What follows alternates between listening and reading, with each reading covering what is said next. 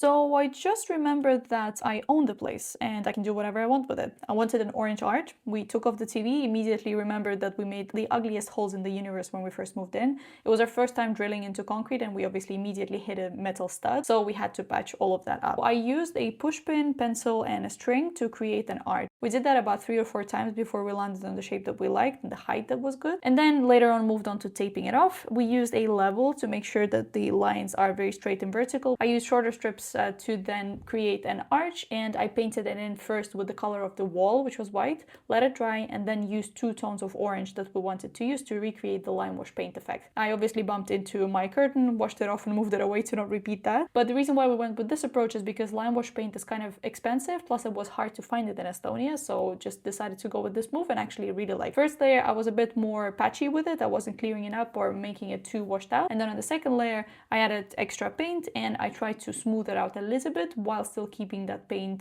brushstroke effect. And now you can see that the under layer of white actually paid off. This is probably the straightest, the cleanest peel off of tape that I've ever had. The arch section is a bit imperfect because I may have used strips of tape that were a bit too long. You can see those slightly sharper edges of where the tape was meeting, so it's not ideal and it's also not even on both sides, so if I were to redo, those were the things that I would pay attention to. But now that it's done, the ports of the TV are an immediate eyesore and I want to fix them with something like this, but in a color that would match the background, which I have that fabric, so I'll make a flower. Stay tuned.